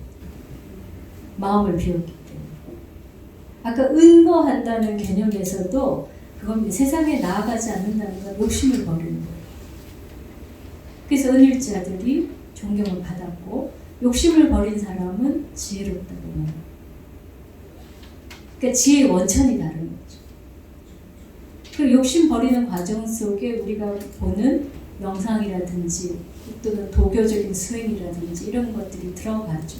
그래서 양생이라든지 여러 가지 것들이 들어가지만 그 기본에는 욕심을 버렸다는 게 거기 이제 깔려 있고, 그래서 내적인 수행을 했다는 이야기입니다. 그래서 이런 자기 수행을 통해서 지혜로워진 자가 되려면 젊은이들은 안 되는 거죠. 시간이 필요한 거죠. 자기의 어떤 욕망이나 자기가 하고자 하는 그런 여러 가지 그 욕구들을 이게 제어해내고 그것들을 되돌려내고 하려면은 시간이 필요한 거죠. 그래서 노인이 될 때 우리는 세상을 관조할 수 있는 그런 지혜를 얻게 된다라고 보았던 겁니다. 물론 이제 그 동아시아에서 농경 사회였으니까 경험도 중요한 몫을 차지합니다. 노인이 지혜로운 이유는 경험이 많기 때문이기도 해요. 근데 최근에 이제 노인이 지혜롭지 못한 이유는 경험보다 과학기술이 훨씬 더 앞서가니까 과학기술의 지식을 빨리 습득한 그 습득을 빨리 할 수 있는 젊은이들이 더 지혜로워지는 거예요. 요즘 노인은 구닥다리가 되고 지식도 뒤처지고 몸도 뒤처지고 이런 이제 문화적 변화가 있었어요. 근데 이제 불교가 중국에 들어오면서 아주 지혜로운 종교로 받아들여졌다는 거예요. 그리고 그럴 때 이제 스님들은 지혜로운 자. 근데 어디에 사느냐? 산속에 은거에서 사는 자. 이렇게 되었다는 거죠. 그래서 은거의 전통이 이렇게 이제 불교와 그 전에 있었던 중국 문화의 노장의 전통이 연결되는 고리가 되는 겁니다. 우리가 이제 사상사적으로 노장 사상과 불교가 비슷하면서 만났다 이런 이야기는 불교사에서도 많이 이야기하는데 중요한 것은 사상으로 사람이 사는 게 아니라는 거예요. 그것을 살아내려는 생활의 방식, 삶의 어떤 유형이 필요한 거죠. 근데 모든 사람이 벼슬을 하는 삶을 지향하는 중국적인 세계 속에서 스님들이 들어올 구석은 없는 거예요. 근데 그 와중에 거기서 물러나는 사람들을 존중하고 그들을 지혜로운 사람이라고 보는 그런 문화가 있었고 그런 삶의 어떤 방식이 있었기 때문에 불교가 들어왔을 때 사람들에게 흡수될 수 있었던 거죠. 그래서 가족을 버리고 그렇게 출가를 해도 사실상 허용이 됐던 거예요. 만약 그렇지 않고 육아적인 가치만으로 중국이 이루어졌다면 이렇게 가족의 어떤 뭡니까 그 가족의 체계를 완전히 허무는 출가는 용납할 수가 없는 거예요. 그래서 실제로도 육아가 불교를 공격할 때 가장 큰 공격의 이유가 뭐냐면 대를 잇지 않는다는 거. 출가해서 자식을 낳지 않고 그리고 집안을 완전히 버리고 간다는 이것 때문에 허용을 할 수가 없는 거예요. 그럼에도 불구하고 이게 사회적으로 용인된 거는 바로 이런 은일자의 전통이 있었기 때문입니다. 자, 거기까지 충분히 시간 이해되셨죠? 그죠? 조금 쉬었다가 다음에는 조금 쉽게 들어가겠습니다. 여기 있는 이제 나안은 16나안 중에서 아시타손인입니다. 아시타존다라고 하는데 이분은 티베트로 가서 티베트에서 굉장히 존경받는 스승이 되었는데 원래는 지금의 방글라데시 지역에서 출생하셔가지고 그곳에서 아주 위대한 학생으로 이름을 떨치다가 티베트로 가신 분인데 이분도 이제 16나안 중에 한 분입니다. 근데 이제 이 장면을 보시면은 이 장면 보시면 여기 밑에 보면은 좌대가 있잖아요, 그죠? 근데 이 좌대가 암석처럼 보이죠. 그래서 이게 이제 말하자면 산을 상징하는 걸로 그렇게 볼 수 있습니다. 그래서 이분이 계신 곳이 굉장히 깊은 산속이다라는 거를 보여주는 거고, 그다음에 이제 얼굴도 이렇게 쭈글쭈글 이렇게 이제 주름이시고 눈썹이 이렇게 길게 드리워지고 이런 것들도 이제 이분의 이제 연세가 나이가 많이 들었다는 걸 보여주는데, 근데 이게 이제 표현된 걸 보면 쭈글쭈글해요, 그죠? 얼굴이 아름답다라고 하기에는 전혀 그런 게 없는데 이런 모습을 보면서 사람들이 추하다라고 느끼지 않고 세상을 떠난 사람의 어떤 그 괴팍함이라고까지는 좀 볼 수 있을 정도. 그러니까 말하자면 좀 독특함을 본다는 겁니다. 네. 그래서 이 독특함이 그럼 어디서 나오느냐? 그거는 정형성을 파하는 데서 나오는 거예요. 이제 도상적으로 볼 때. 그러니까 미적으로만 볼 때는 우리가 어떤 틀을 파하는 데서 나오는 거예요. 그러니까 그 전까지 말하자면은 그 세상을 나아간 사람들이 만들려고 했던 건 질서 있는 세계예요. 육아에서도. 그래서 그 질서 있는 세계가 우주의 원칙하고도 맞아떨어지고 사람들 사이의 관계하고도 맞아떨어져야 된다 해서 나온 게 음양오행설이거든요. 예, 그리고 이제 그것에서 각각이 자기 위치에서 자기 역할을 해야만 그 세계가 조화롭게 흘러간다고 본 거죠. 그러면 각각이 자기 위치에서 자기 일을 해야 되는 거는 아버지는 아버지 낳고 아들은 아들 낳고 임금은 임금 낳고 신하는 신하 낳고 남편은 남편 낳고 아내는 아들 낳고 이런 것이에요. 그러면 이제 그것을 이제 다시 말하면 정명론이라고 하는 겁니다. 이름을 바르게 한답니다. 바를 정자에다 이름 명자. 그건 뭐냐면 아버지라는 이름이 있으면 아버지 이름에 합당한 존재가 되는 것이 좋은 아버지입니다. 임금은 임금에 합당한, 그 이름에 합당한 존재가 돼야 돼요. 그러니까 사회적 역할에 따라서 주어진 어떤 정형적인 그 이상적인 모습이 있고 우리는 그 이상적 모습을 구현하면은 우리의 삶이 완성되고 그리고 그런 완성된 개개인들이 모여서 이 우주가 우리가 살고 있는 세계가 조화롭게 된다고 보는 것이 유교적인 세계관.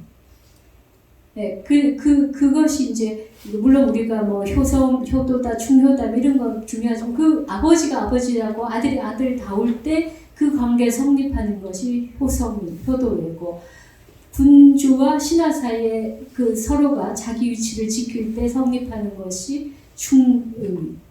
그런 식으로 이제 우리가 삼강 오륜을 이해를 할 수 있거든요. 그러면은 유교적 세계관이 보여주는 건 굉장히 질서 있는 세계입니다. 그리고 굉장히 중요한 게 명입니다. 이름에 맞추어서 하는 거예요. 그래서 명이 있고 분이 있어요. 우리가 명분이라는 이야기 하죠. 그죠? 명분이 있어요. 분은 나누어진 겁니다. 자기 몫으로 나누어진 것이 있습니다. 그러니까 아버지가 아버지 역할을 해야 되는데 아버지 역할을 못하면 그 분에 맞지 않는 거예요. 분수를 알아라 할 때 그 분이. 그 다음 신하가 신하 역할을 해야 되는데 본수를 모르고 그걸 넘어 찬탈하면 뭡니까?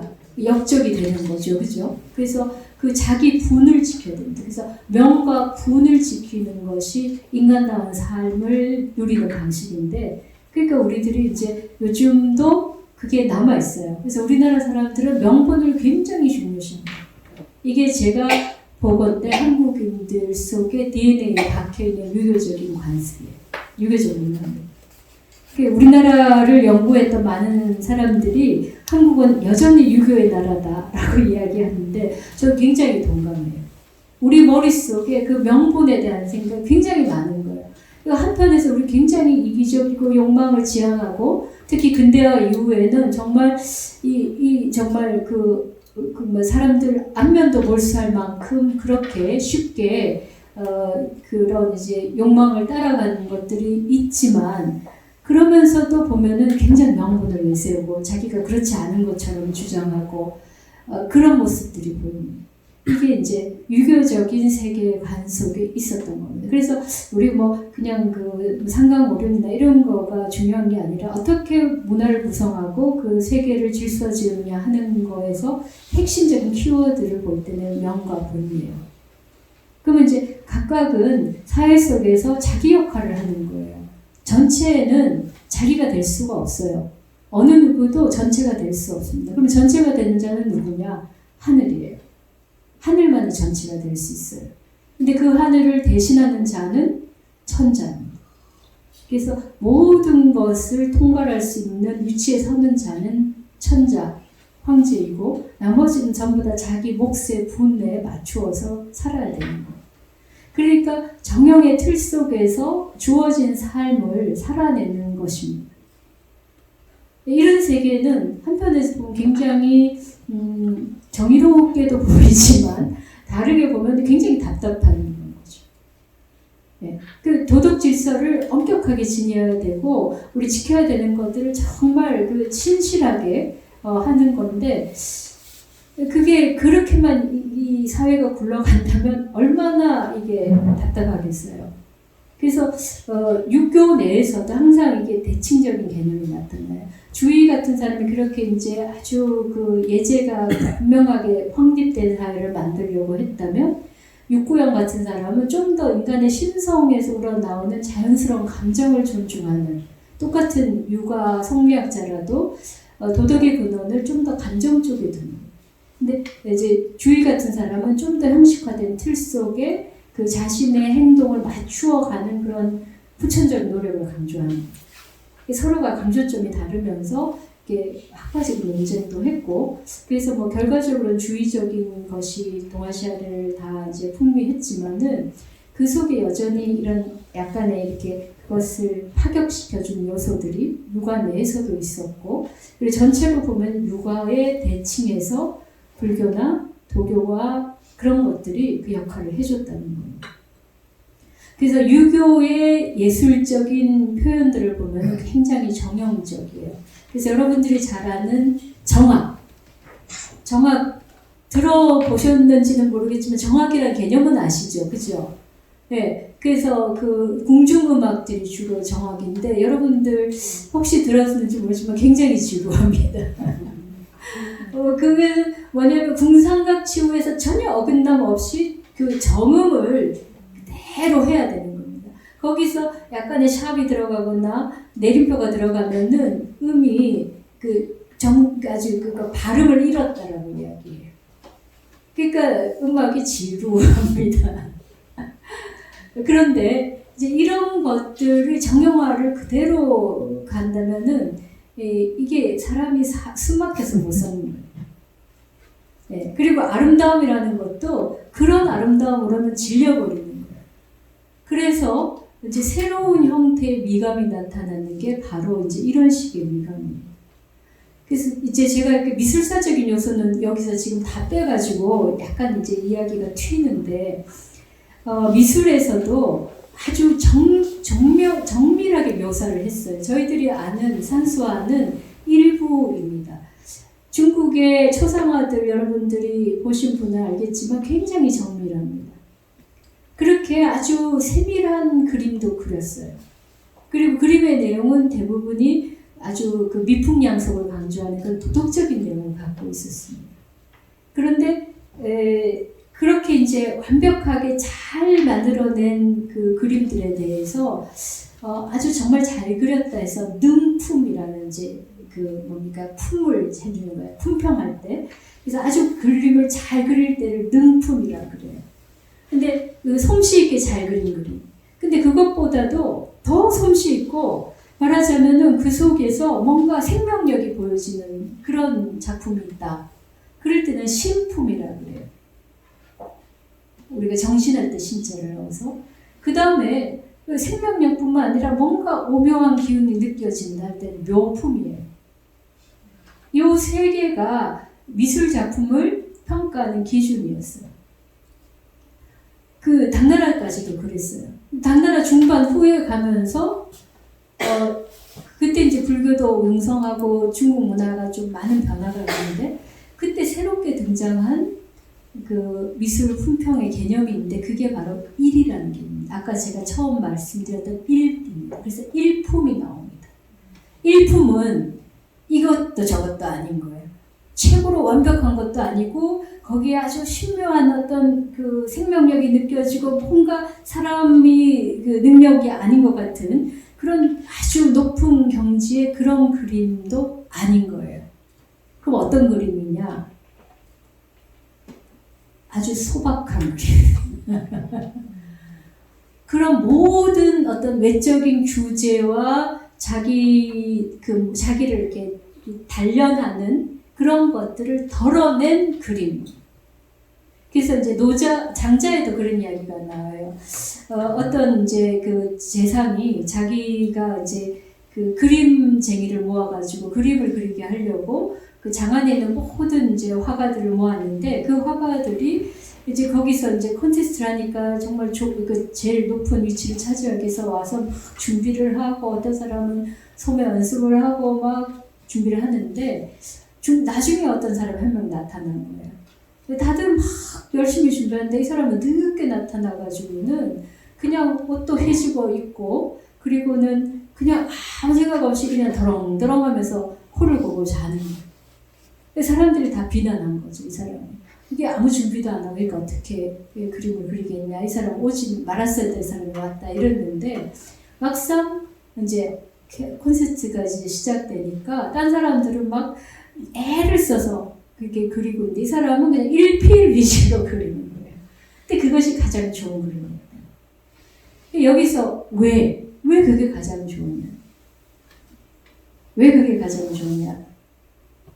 마음에 승연이 돼서 그거 아닙니다. 승연은 그 앞에 있는 사람도 다 됐었어요. 응?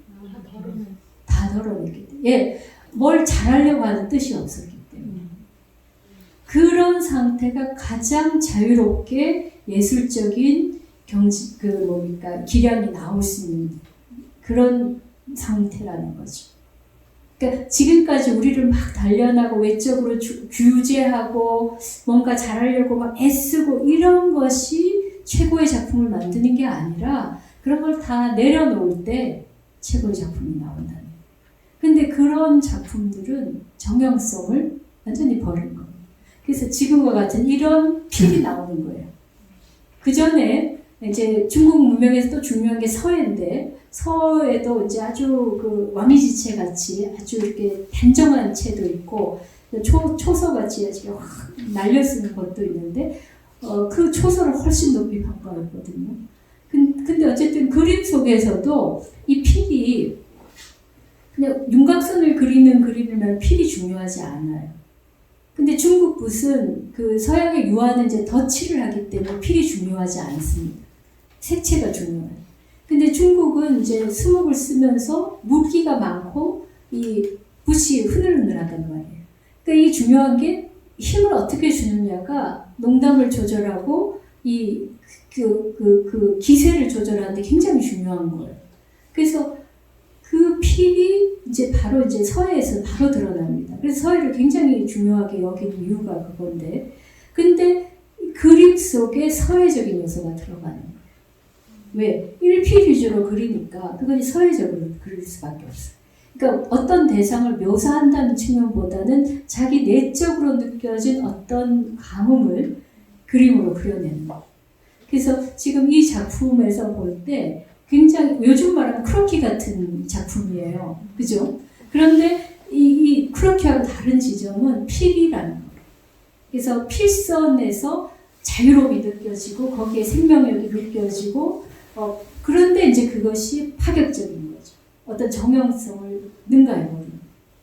그래서 이때 나타난 이제 예술 평가, 작품 평가하는 그 개념이 일품이다. 그 다음에 또 그것이 이제 일필이다. 일필 유지할 때 그 한일자가 아닌 아까 제가 처음에 했던 달아날 일자를 쓰는 일필. 이런 개념이 나옵니다. 이게 정형성을 뛰어넘는 자유분방한 그런 것. 근데 그거는 어떻게 나오느냐? 내적으로 완전히 응축된 어떤 자기 충만함이 있어야만 나오는 거예요. 그래서 예술과 정신성이 이렇게 맞닿아지게 되는 이유가 그게 됩니다. 그래서 오늘은 이제 그 이야기를 하려면 이제 조금 더 다른 작품을 봐야 되는데 오늘 보려고 하는 작품은 이런 이제 형식적인 차원을 보여주기 위해서 제가 갖고 왔으니까 보도록 하겠습니다.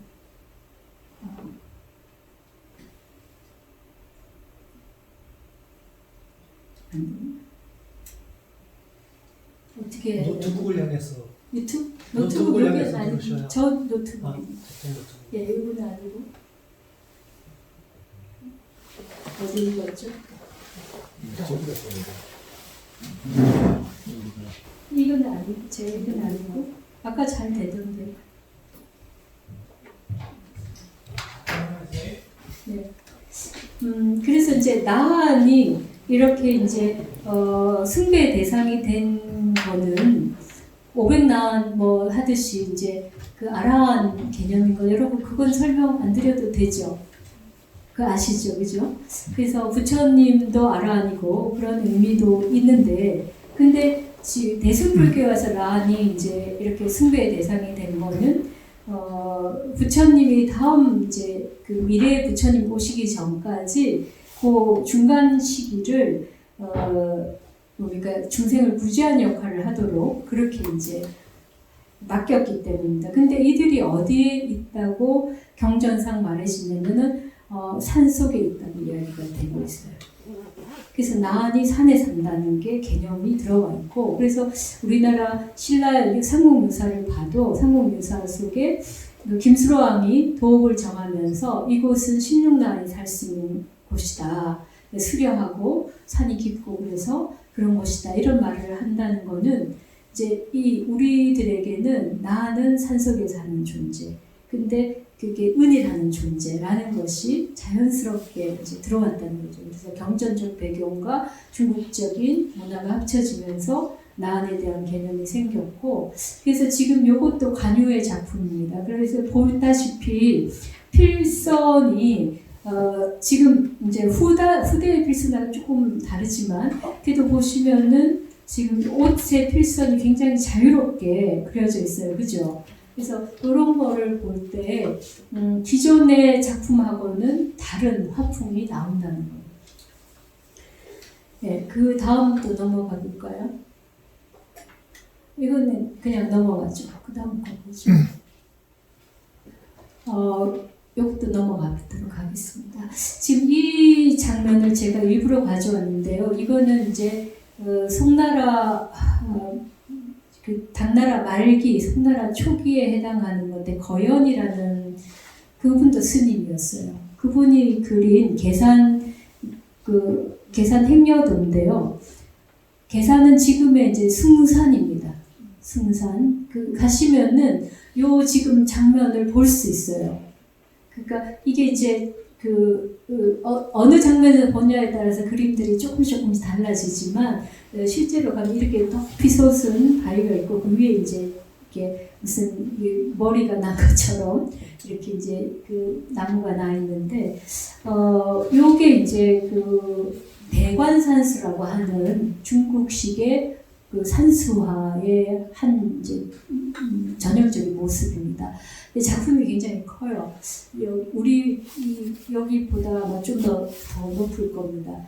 저는 그 대만의 고궁만 공간에서 실물을 봤는데요. 굉장히 높고 그리고 굉장히 좀 장엄해요, 진짜로. 그런데 여기 보면은 이게 이제 그 뒤에 이제 이걸 갖다가 원경이라고 하는데 이 원경이 그러니까 밑에서 아래에서 위로 봤다고 해서 앙시라고 그러거든요. 그 앙시된 이것이 압도적으로 이렇게 드러납니다. 그래서 그 위압감이 굉장합니다. 그런데 중간에 보면은 이 중간에는 여기에 이제 이 중간에 보면은 상당히 이제 그 근경이 나타나고 좀 중경이 나타나고 이런 식으로 이제 점층적 구조가 돼 있어요. 근데 요 안에 이제 물랑개가 이렇게 막 올라가고 여기 그 장면을 가리고 있는 거죠. 근데 제가 이거를 갖고 온 이유는 다른 게 아니고 여러분들에게 다른 걸 보여드리기 위해서 다음 넘어가 볼까요? 지금 이제 그 디테일인데요. 이게 폭포가 내려오고 있고 밑에 이제 그 여러 이제 지형이 나타났는데 이 폭포 뒤쪽으로 보시면 여기에 집이 있어요. 아주 작게 보이시죠? 집이 있습니다. 그러니까 산 속에 있는 어떤 공간인데 이제 저희가 추정하기에 절이거나 도관이거나 그러니까 깊은 산 속에 수행자들이 사는 공간이 있다는 거죠. 그리고 그 다음 넘어가 보면은요. 그래서 좀 자세히 나온 것이 이런 장면입니다. 예, 그 앞에 한 번만 다시 더 나눠볼게요. 여기 보면 지금 이제 이렇게 있는데 요 밑에 보면은 여기 아주 깨알같이 사람들 이게 점점이 있어요. 이게 사람과 이게 뭐죠? 노새들입니다. 그것도 확대된 장면이 있습니다. 어쨌든 전체로 보면 정말 개미 같은 그런 모습으로 그려져 있습니다. 그래서 넘어가 보겠습니다. 다시 넘어가서 그래서 여기 조금 더 여기에 있고 여기 확대된 모습이 이겁니다. 아주 정밀하게 그렸죠, 그죠? 그래서 보면은 여행자들이에요. 여행자들이 이렇게 이제 노새에다가 짐을 싣고 길을 떠납니다. 네, 그래서 어떤 먼 길을 가는 중간에 있는 사람으로 나와 있습니다. 그래서 이제 이때 보면은 이 지역과 이 지역을 왕복하면서 상업 활동하는 사람도 있고 여행자들도 있어요. 그렇게 해서 이제 그 모습이 나오는데 또 다음 보시죠.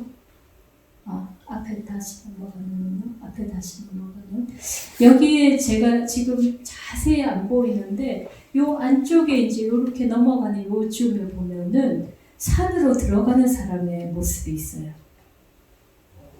그러니까 지금 요 사람들은 산을 앞에 지나가는 사람이고 산 안으로 들어가는 사람이 나옵니다.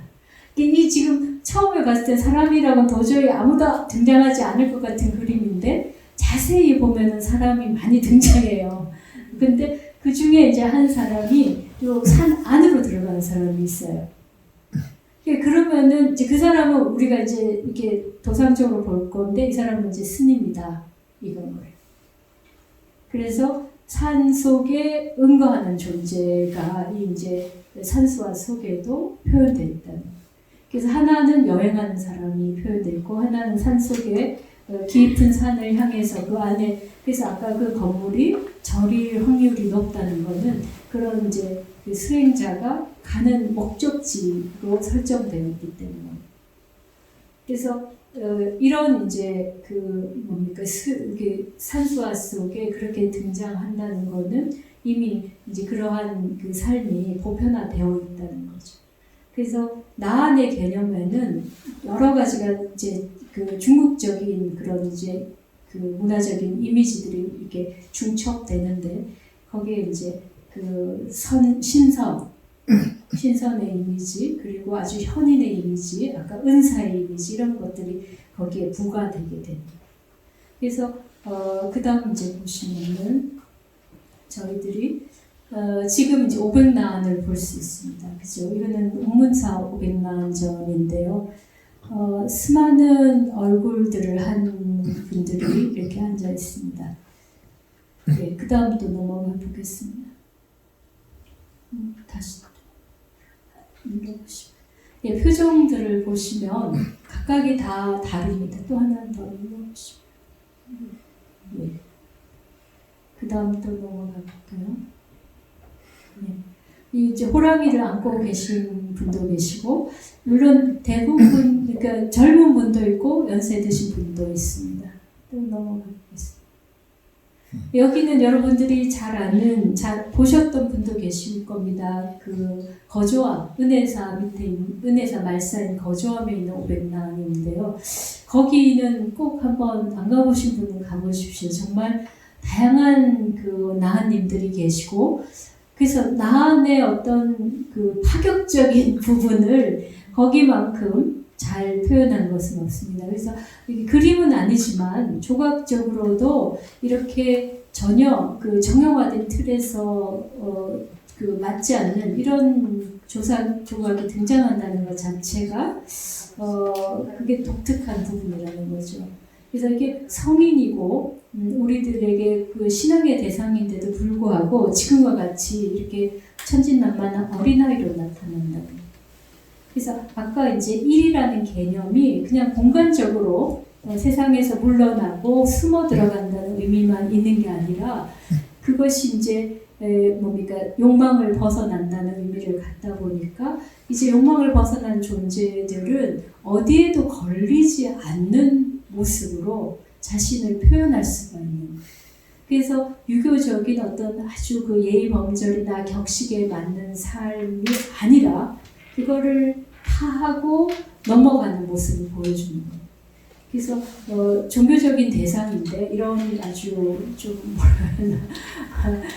독특한 이런 형상이 나타나는 것이 지금 말씀드린 그런 전통 속에서 이해돼야 되지 않냐. 단지 이것이 뭐 그냥 도상적으로 뭡니까 양식적으로만 이해될 수 있는 건 아니라는. 예. 이런 존재들을 보면서 사람들이 그냥 만약에 서구적인 미술관에서 본다면 어글리하다 이렇게 했을 거예요. 추한 모습이거나 이렇게 좀 모자란 모습으로 봤을 겁니다. 근데 이 중국에서는 이게 모자란 게 아니라 욕망이 없는 자연스러운 천진난만한 삶의 모습으로 받아들입니다. 그래서 이게 이제 더 진행이 되면은 선에서 이제 배고프면 밥 먹고 잠오면 자고 하는 그런 이제 일상의 종교 형식이 나오는 겁니다. 그 다음 넘어갈게요. 네, 또 읽으시면 지금 이렇게 이제 기웃거리는 듯한 모습, 또 그냥 감상해 보시죠. 예, 걷는질하는 모습. 사실은 불교에서는 걷는질하는 것을 굉장히 안 좋게 평가하는데 여기서는 굉장히 뭐랄까 유머러스한 표현으로 나와 있습니다. 그 다음요. 예, 또 누군가 옆에서 기웃거리면서 뒷담화하는 것 같은 그런 모습도 있습니다. 예, 또 넘어가 보겠습니다. 예. 예. 또 넘어가 보죠. 네. 네, 위를 이렇게 위로 이렇게 우러러보는 분, 약간 곁눈질하는 분, 이제 이런 자유로움이 가능하다라는 겁니다. 그 다음 또 넘어가보죠. 예, 지금 이제 여기는 이제 500나한이 아니라 이제 나반존자, 이제 독성이라고 말합니다. 나한 중에 이제 한 분만 할 경우인데 그럴 때는 정형적인 노인의 모습이 됩니다. 물론 여기 또 도상적으로 긴 수염을 가진 이 분은 어떤 분이다, 비트로 존재다, 뭐 이런 이야기들이 있지만 그거는 뭐 그냥 우리가 이제 맞춰보면 되는 건데 왜 이런 표현을 하느냐는 거예요. 노인들에 대한 그 존중, 노인들이 지혜롭다는 것이 동아시아에서 쭉 내려온 생각이기 때문에 우리가 지혜로운 자를 표상하면은 떠오르는 게 그거고. 네. 그래서 지금 이런 이제 수염이 눈썹이 이렇게 우리가 관상적으로 또 눈썹이 길면 굉장히 신묘한 힘이 있다 이런 말을 하거든요. 그래서 이렇게 됐고요. 그 다음부터 넘어가면 네. 여기는 이제 오히려 옷까지도 다 드러내놓고 있습니다. 그래서 정말 그 유교적인 예의 범절에는 신체를 드러낸다는 거는 굉장히 금기시되는 항목인데 불교에서 이런 것들이 허용된다는 거죠. 예, 이런 차이들을 우리가 이제 좀 보자. 넘어가겠습니다. 네, 이거는 여기 이 분은 저기 해인사 희랑대에 있는 나한님입니다.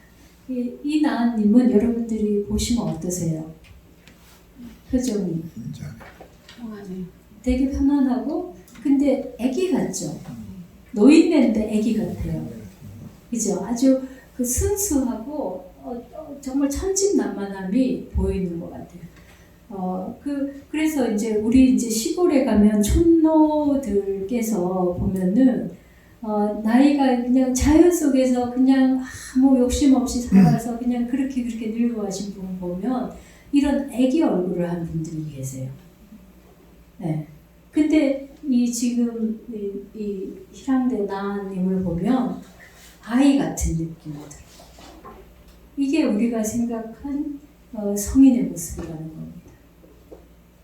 그래서 인도적 전통에서 부처님의 거룩함도 있었지만 이 나한이 갖는 성인의 모습은 정말 새로운 어떤 그 종교적 표현이 아닌가 싶고 그게 중국과 인도 문명의 이런 융합에 의해서 나온 결과라고 저는 해석을 합니다. 그 다음 또 보시죠. 지금 이제 그 다음 여기 계신 분은 운문사 사리암에 있는 나한님인데 이 나한님은 조금 더 뭐랄까 중후한 맛을 가진 신사 같은 느낌의 그런 뭐랄까 너그러운 그런 나한님으로 보이죠, 그죠? 네. 그래서 이런 미감들을 우리가 좀 이렇게 좀 느껴보면 좋지 않을까 싶습니다. 또 넘어가서요. 이건 이제 그 여수 훈국사에 있는 16나한도들인데요. 각각의 도상에 이제 근거들은 있는데요. 그거는 제가 그냥 여기서 생략하겠습니다. 지금 그 앞에서 우리가 도서람에서 봤던 그 도상이 여 그림 속에 나오는 거예요.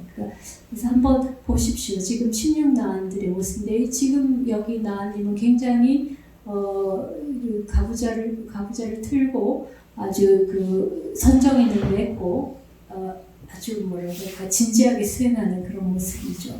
그 다음 넘어가서요. 예, 아까 본 것과 같이 배를 드러내고 있는 모습입니다. 예, 이런 이제 그 파격이 가능한 거죠. 그 다음 또 넘어가. 귀를 후비고 계신 나님입니다. 예. 그래서 이 귀를 후비고 있는 게 남을 전혀 의식하지 않는 사람이 할 수 있는 행동이죠, 그죠? 그리고 자연스럽게 자신의 생리적인 욕구를 뭐 어떤 것에도 걸리지 않고 자연스럽게 해결하는 모습이에요. 그래서 이런 것이 우리들이 생각하는 그 일인데, 여기서 일은 이제 파격이면서 동시에 자유로움입니다. 그래서 처음에 달아나다라고 했던 그 달아나다는 의미가 나중에 가면은 그 뭐라고 해야 되나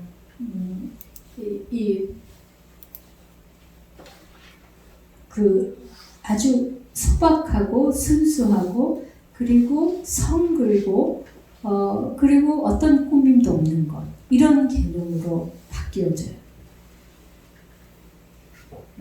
이런 모습 속에서 우리는 그 삶에 있어서 누구도 의식하지 않고 아주 자연스러운 삶의 모습을 볼 수 있는 거죠. 그 다음요. 예, 또 다른 한편에서 이렇게 아주 그 근엄한 모습도 있습니다. 이어서 보겠습니다. 예, 그 사과를 들고 있는 모습도 있고 그 다음에 이렇게 안굴 속에 있는 모습도 있습니다.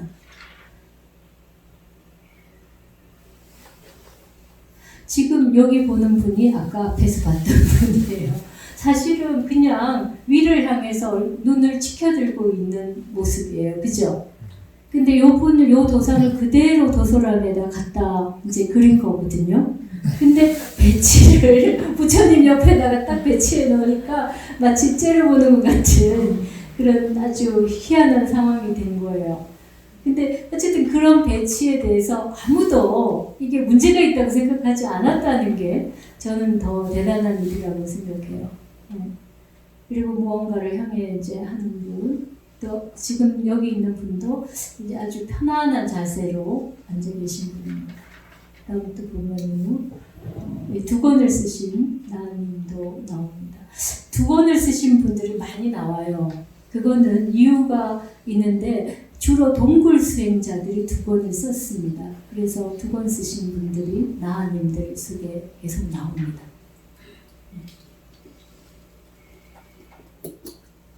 네, 뒤에 나오는 분도 근데 앞에 보면은 등을 들고 있죠, 그죠?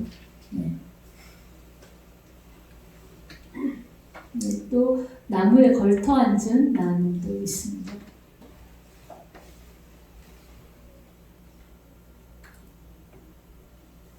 네, 그 다음에 이렇게 무릎 꿇고 기도하는 모습으로 있는 이제 젊은 비구죠. 네. 아까 앞에 뒤에서 봤던 등을 끓는 모습입니다. 네.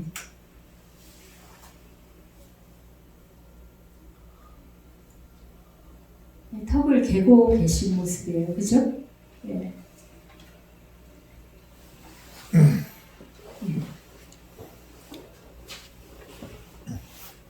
이제 넘어가겠죠. 네, 이건 이제 원래 이제 이렇게 연결되어 있는 건데 저희가 이제 하나하나 장면을 따로따로 봤기 때문입니다. 그 밑에도 보시면 될 것 같고요. 그래서 이런 자유로운 포즈와 행동들 속에서 어떤 이제 은일자의 모습을 볼 수 있습니다. 네. 그것도 이제 연작으로 나온 거니까 그냥 계속 보시죠. 그다음 여러분들이 그림을 보면서 한 가지 주목하셨을지 모르겠는데 뒤에 보면 전부 다 암석이 나와 있어요. 그죠? 그거는 산 속에 있다는 이야기입니다. 요건 넘어가겠습니다. 그 다음에 지금 요 그림을 보려고 하는데요. 이 그림은 양해라는 스님입니다. 이 역시도. 남송 시대 때의 스님인데 화승이에요.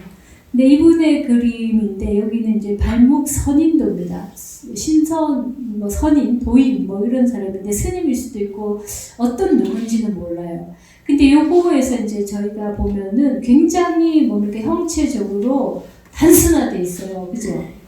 그리고 요렇게 이제 먹을 아주 강렬하게 쓰면서 먹을 퍼뜨리는 기법을 발목이라고 그래요. 그래서 요 제목 자체도 발목선인도라고 합니다.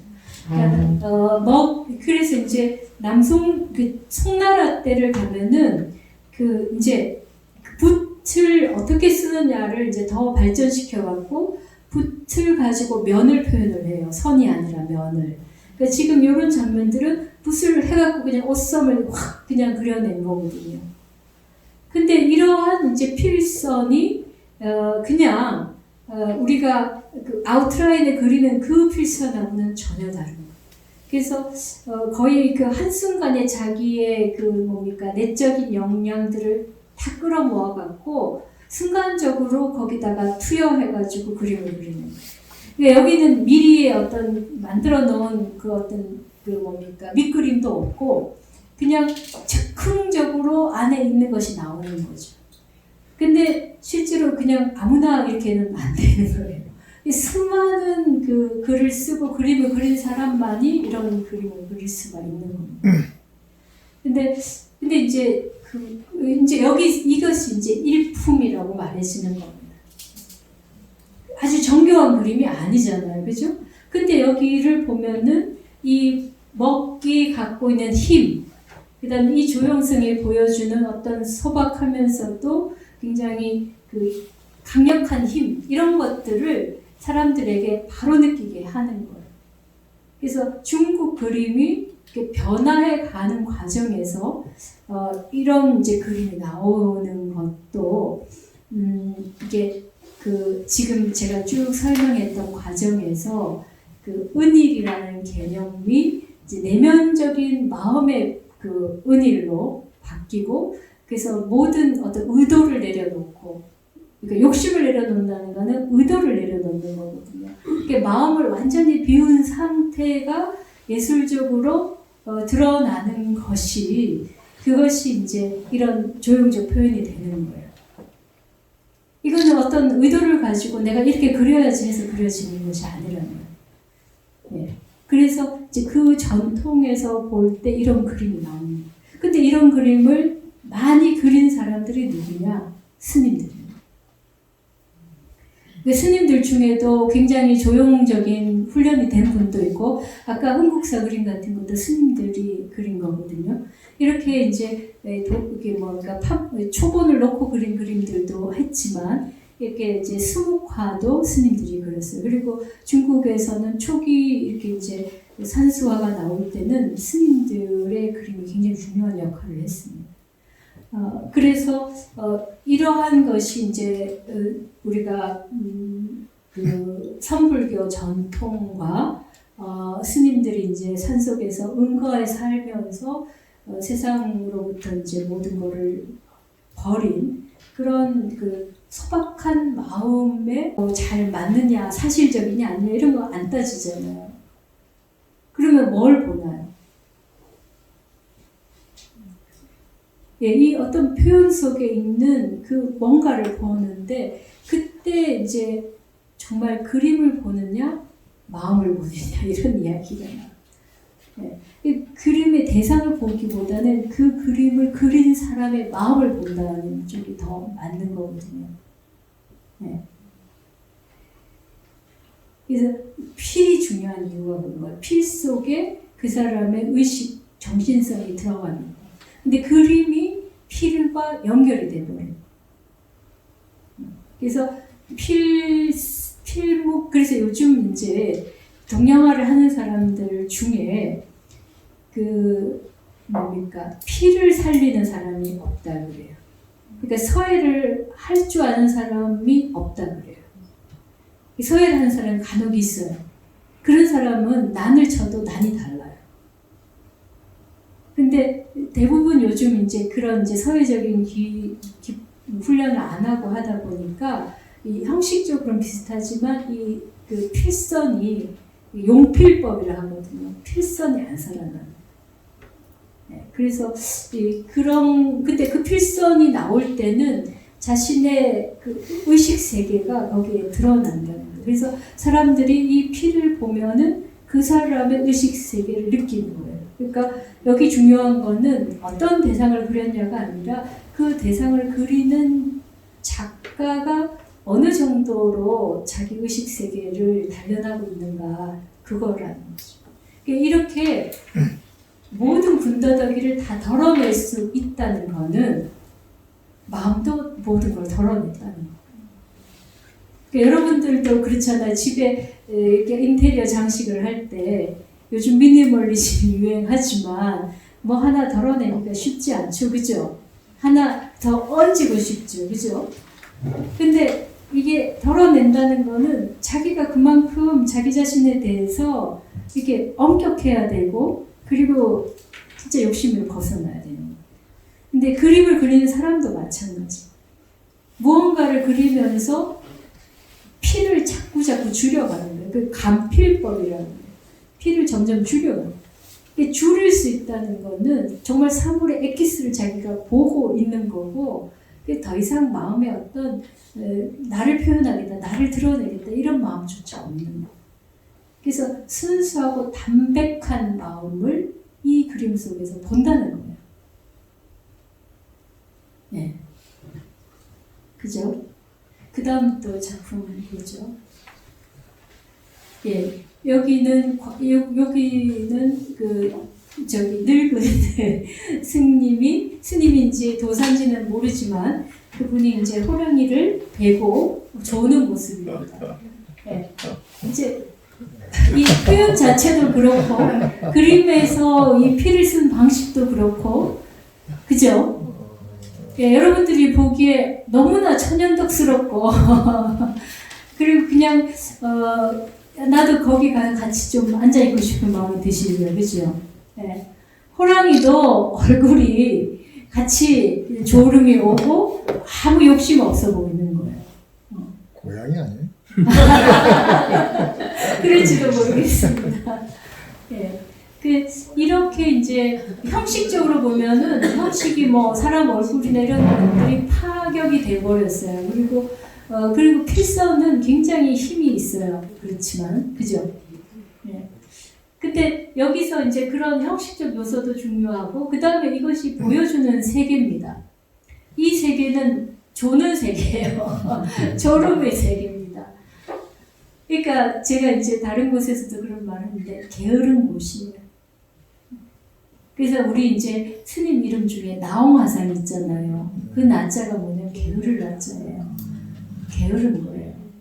그러니까 뭘 안 하는 사람이에요. 안 한다는 거. 다른 사람들은 모든 걸 하려고 하는데 안 하는 거예요. 그러니까 안 하니까 졸고 있는 거예요.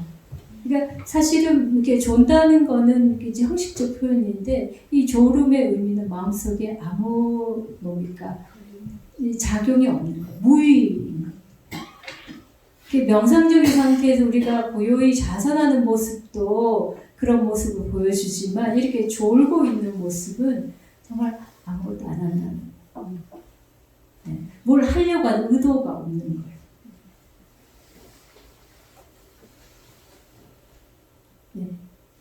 그래서 동아시아가 이렇게 쭉 오면서 어떤 세계로 갔는지 그 가장 가치롭다고 하고 최고의 작품이라고 하는 작품들이 보여주는 세계는 이렇게 덜어낸 것, 하지 않는 것의 세계예요. 우리도 보면 이렇게 좀 쉬고 싶잖아요.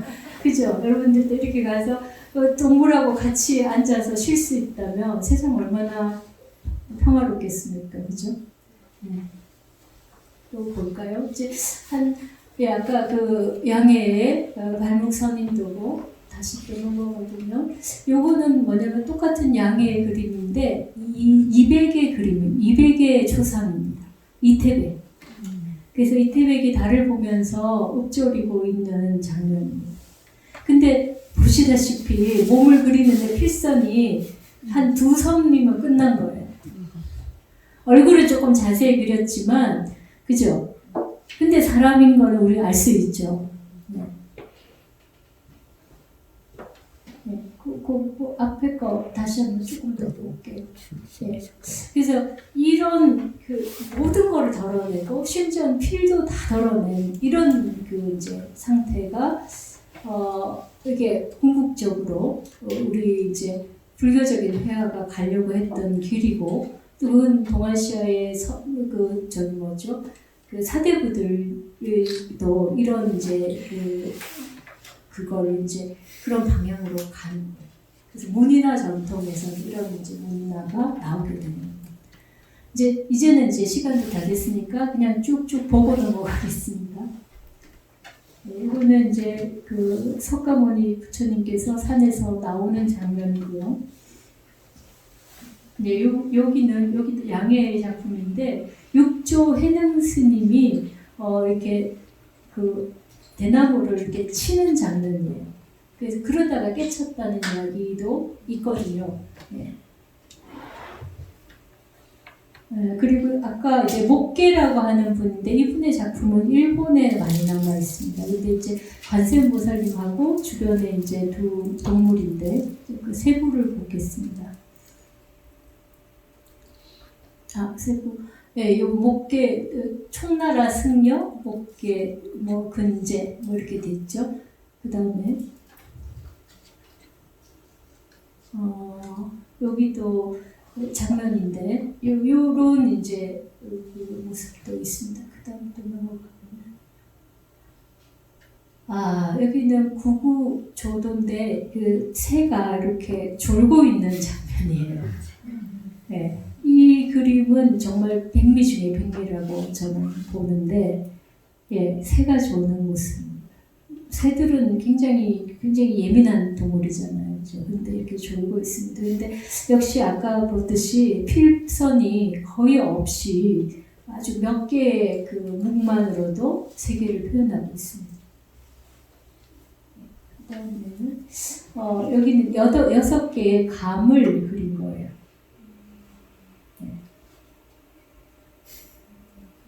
그래서 이것이 이제 우리가 대상을 덜어내고 마음을 덜어내고 욕망을 덜어내서 도달한 동아시아의 어떤 그 선사들의 세계다. 근데 그 감이 그냥 감으로 있는 거예요. 그냥 한순간에 어떤 상태에서 파악된 감으로 있는 거예요. 나중에 우리가 이제 다음 시간에 세잔의 작품도 다다음 시간에 조금 이제 보는데 세잔의 사과와 이 감을 비교해 보시면 또 뭔가 여러 가지 이야기를 할 수 있을 것 같아요. 그죠? 네. 그래서 여기까지 이야기를 하겠습니다. 예. 여러분